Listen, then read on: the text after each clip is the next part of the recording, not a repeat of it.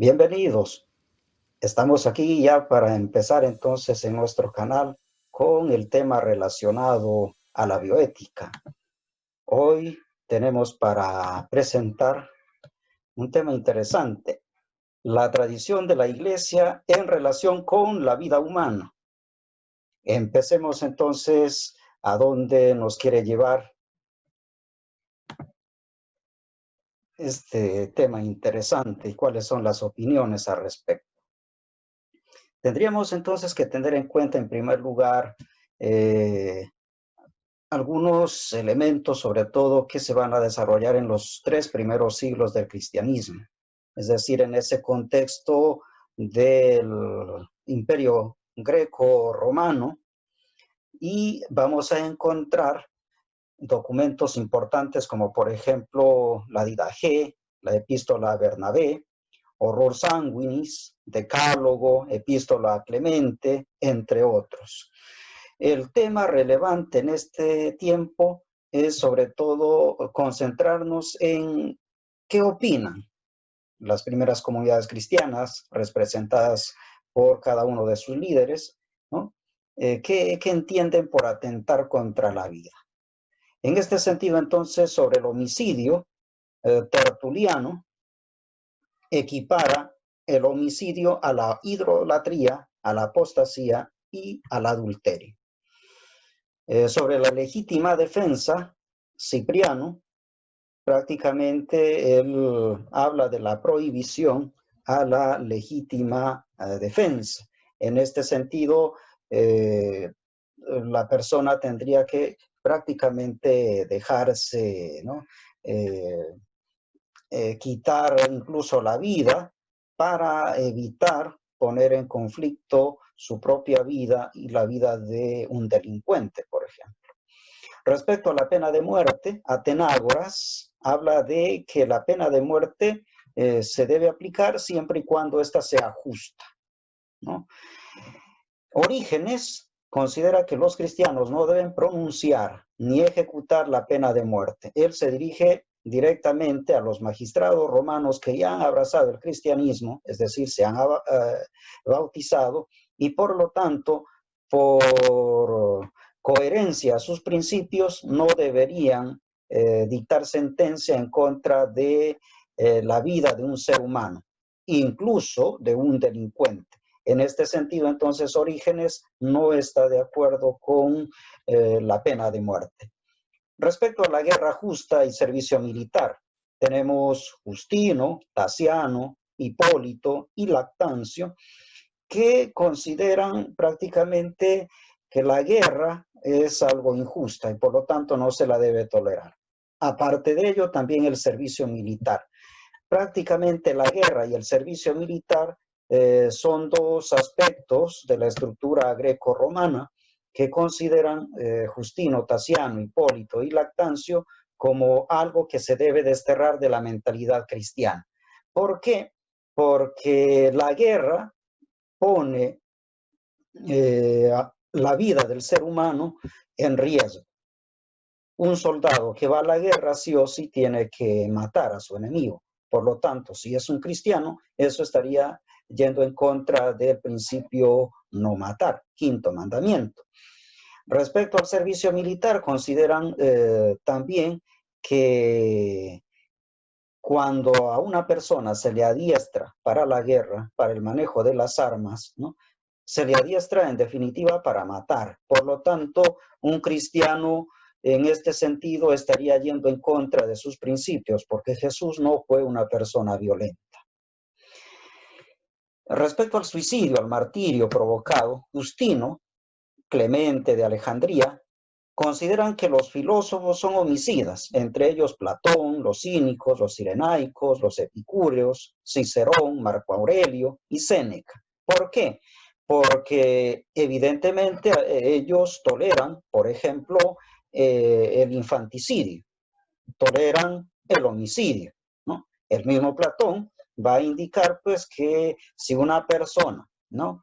Un ciudadano considera que ya no es valioso para la sociedad, que está harto de vivir, pues es mejor que se quite la vida. Así le hace un gran bien a la sociedad. Entonces, dentro de esa perspectiva, Justino, Clemente y Alejandría consideran pues que estos filósofos lamentablemente no defienden la vida, sino que van a orientarse por otros criterios, los cuales no son compartidos por el cristianismo. Respecto al tiranicidio, el homicidio político, Dionisio dice que la revelación de los cristianos armenios en su época pues era algo válido, porque nadie puede permitir que una autoridad vaya en contra de los derechos del pueblo, y sobre todo si es que esa autoridad es ilegítima. Eusebio de Cesarea acepta el tiranicidio. Él considera pues si una autoridad que ha usurpado el poder, es decir, no ha sido elegido legítimamente, entonces tranquilamente puede violentársele hasta el punto de quitarle la vida. ¿Por qué? Porque ha usurpado el poder. Bien, eso es lo que podríamos mencionar entonces durante los 3 primeros siglos del cristianismo. Ahora pasemos a ver qué sucede a partir del siglo III en adelante. Algunas cosas evidentemente nos van a sorprender. Estamos ya en el siglo IV, ¿no? La paz romana. ¿Qué documentos vamos a encontrar? El edicto de Constantino, el decreto Graciano y también Sentenciarum Liber. Respecto a atentar contra la vida, por ejemplo, el uso de la fuerza, según el concilio de Arles del 314 después de Cristo, consideran pues la excomunión para los soldados que deserten del ejército romano. En otras palabras, parece ser que el concilio de Arles tolera la guerra, tolera el que le quiten la vida a alguien en tiempo de guerra. ¿Y cuál sería la sanción o el medio para resarcir un daño de este calibre? Pues hay que de alguna forma recurrir a la excomunión, ¿no? Sobre todo tratándose de soldados que desertan del ejército. En otras palabras, el concilio de Arles parece que se alinea muy bien con los criterios romanos, de tal forma entonces que ahí vamos viendo ya un cambio de opinión, un giro tremendo respecto a la concepción primigenia del cristianismo. Sobre la guerra, San Basilio, años de penitencia, considera que son importantes para los soldados que retornan de la guerra. Es decir, aquellos soldados que se han manchado con sangre en la guerra, que han matado a sus enemigos directos. En ese sentido, pues, para resarcir los daños hay que aplicar una penitencia de 2 años como mínimo, para que puedan ir, digamos, recuperando y se reorienten, se integren nuevamente a la comunidad, ¿no? La persecución religiosa. Los monjes del Nilo, en este caso, inducen al cristianismo por la fuerza. ¿Qué quiere decir esto, no? Que se utiliza la violencia para imponer la fe cristiana. Entonces nos damos cuenta que en este sentido, pues ya no estamos en un tiempo donde la fe cristiana se propaga y se anuncia como una oferta, sino más bien estamos dentro de los criterios de imposición, ¿no? Durante el constantinismo, Eusebio de Cesarea, él habla de el uso del poder temporal por parte de la iglesia. Los obispos imponen la fe en el imperio. El emperador es el vicario de Cristo. Prácticamente en este tiempo vemos a la iglesia que se ha acomodado según las estructuras del imperio greco-romano. Quienes van a imponer la fe van a ser directamente los obispos y el emperador considerado como vicario de Cristo, es decir, el representante de Cristo aquí en la tierra. Por lo tanto, todos los demás seríamos súbditos y el emperador estaría prácticamente gozando de todos los privilegios. Sobre la subordinación del Estado a la Iglesia, Agustín, los derechos del Estado quedan anulados con la llegada de la Iglesia, lo temporal queda subordinado a lo espiritual. Prácticamente aquí nos damos cuenta que la idea es desaparecer la estructura civil, la estructura política civil, y la iglesia tiene que tomar todo el control posible, ¿no? Tenemos por otro lado Gregorio, Isidoro y Gregorio VI, que consideran que todo poder debe someterse a la iglesia. En este sentido, entonces, va a surgir la iglesia como la única autoridad posible, la única institución con poder para someter a personas, a pueblos, a culturas, ¿no? Y someterlas no necesariamente por la persuasión, sino utilizando la violencia. Las herejías del decreto graciano de 1160 legitiman la guerra, ¿sí?, y la persecución contra los no cristianos y herejes. Raimundo, Lulio y Domingo de Guzmán consideran que hay que conquistar con amor y oración, persuasión y predicación. Fíjense, entonces estamos frente a una situación muy compleja, una iglesia que se divide respecto a lo que es la defensa de la vida, unos que promueven la violencia, la guerra, ¿no?, que incluso legitiman la guerra y la violencia, mientras que hay otro sector que considera que ese no es el mejor método, ni mucho menos es el deseo de Jesús. Entonces, ya nos estamos dando cuenta que a lo largo de la historia, la interpretación del mensaje de Jesús ha sido muy diverso. En algunas circunstancias, lamentablemente, la iglesia se ha ido acomodando a las estructuras, de modo particular, en este caso, a la estructura greco-latina, ¿no? Una vez que se derrumba el Imperio Romano, prácticamente va a asumir el control la iglesia con todas sus consecuencias. Tenemos por acá, más adelante, en la Edad Media, encontraremos en este caso a dos personalidades, Duns Scoto y Tomás de Aquino. ¿Qué dice Duns Scoto respecto al quinto mandamiento? No matarás, ¿verdad? Él interpreta de este modo: significa la prohibición absoluta de toda oxición voluntaria del ser humano, aunque sea malhechor, y solo puede legitimarse por una dispensa formal de Dios. En otras palabras, Duns Scoto no está de acuerdo con la pena de muerte, ¿no?, aunque se tratase de un delincuente, pero sí deja la posibilidad de que si hubiese un mandato formal de Dios, pues sí se podría legitimar entonces la pena de muerte. La pregunta es, ¿en qué circunstancias puede pedir Dios que una persona mate a otra? Tomás de Aquino, según su lineamiento del tomismo, se interpreta el no matarás al inocente. Es decir, no se puede quitar la vida al inocente, pero al culpable sí, al enemigo sí. Lo que Dios únicamente prohíbe es la oxición injusta de un hombre, que es compatible con la aceptación de la pena de muerte. Es decir, a una persona que ha delinquido, pues le puede corresponder la pena de muerte. ¿Por qué? Porque es culpable. Pero si a un inocente se lo condena a muerte, en ese caso San Tomás de Aquino pues no está de acuerdo, porque un inocente tiene derecho a vivir, no es culpable de nada. ¿Qué podríamos decir entonces, recogiendo las diversas opiniones a lo largo de estos siglos, ¿no? Me refiero a los primeros siglos hasta la Edad Media, con algunos autores relevantes de aquella época.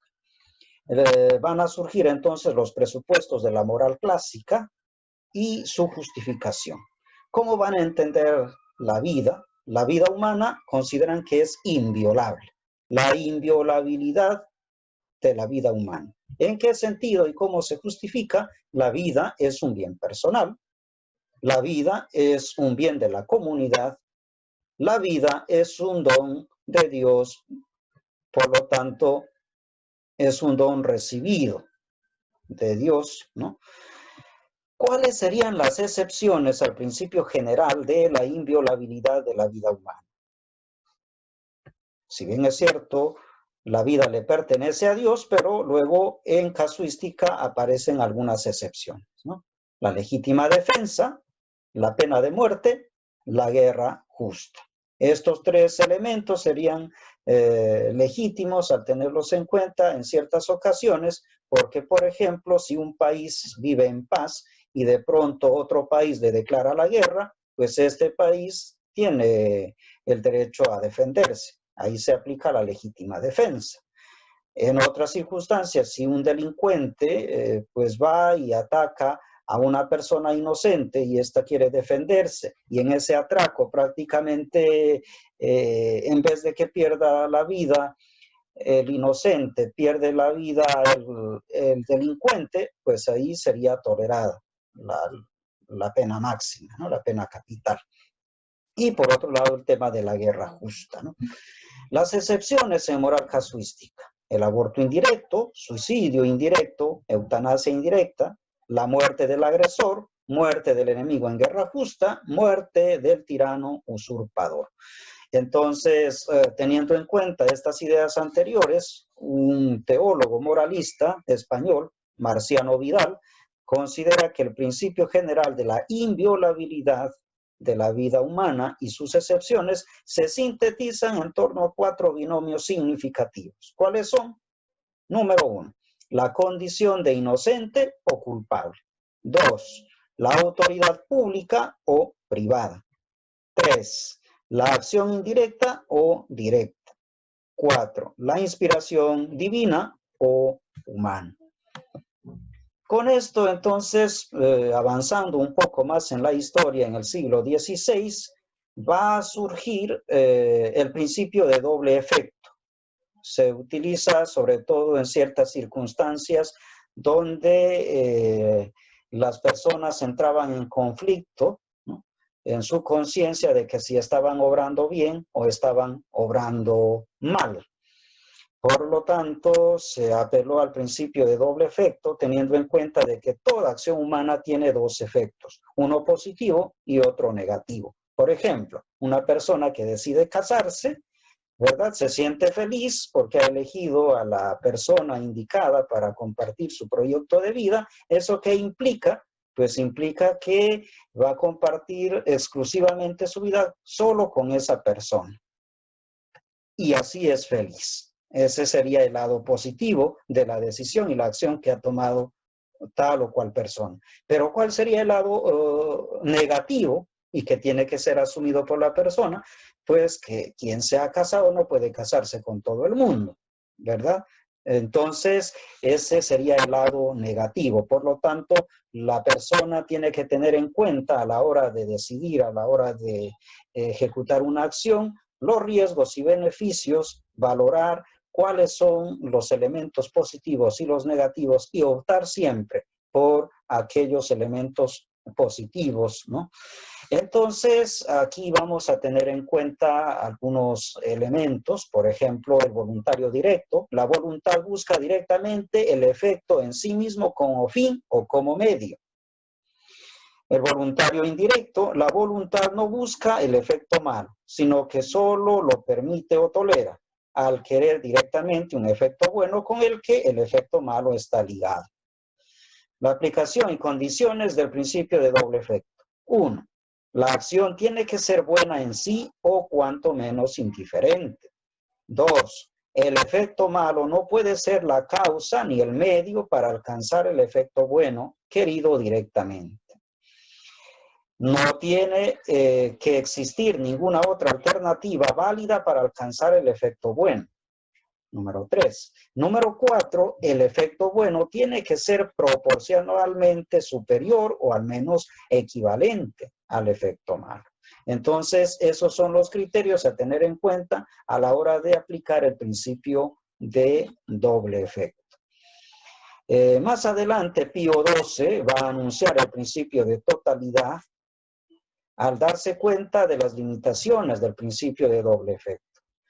La parte existe para el todo y por consiguiente el bien de la parte queda subordinado al bien del todo. El todo es determinante para la parte y puede disponer de ella en interés suyo. Esto es interesante, sobre todo, por ejemplo, cuando un médico tiene que hacer una intervención quirúrgica, pues, por ejemplo, si tiene que amputar un miembro a su paciente, tratándose, qué sé yo, de una pierna, ¿no? Entonces, ¿qué está haciendo en este caso el médico? Aplicando el principio de totalidad. Hay que salvar a la persona en su totalidad. ¿Esto qué implica? Salvarle su vida, sacrificando la parte dañada, ¿no? Una parte de lo que constituye, ¿no?, su cuerpo, en este caso, la pierna. Si es que no se hace este procedimiento quirúrgico, el paciente fallece. Y la única alternativa para poder salvarle la vida y pueda recuperarse, pues es a través de una amputación, ¿no? Su aplicación en intervenciones quirúrgicas evidentemente son válidas, apto para trasplante de órganos procedente de un donante vivo, genera divergencias en su aplicación al cuerpo social, es decir, aquí no se puede aplicar, por ejemplo, muchas veces se piensa que para mejorar las condiciones de vida de la sociedad hay que eliminar, hay que quitar la vida a todos los delincuentes, ¿no? Entonces no se aplica este principio en este caso en particular, último que he indicado. El verdadero bien del todo social consiste precisamente en la defensa y en la promoción de los individuos que integran la comunidad. Bien, muchas gracias entonces por esta presentación y el seguimiento en este canal. Seguramente que dentro de poco nos estaremos encontrando nuevamente y hasta la próxima.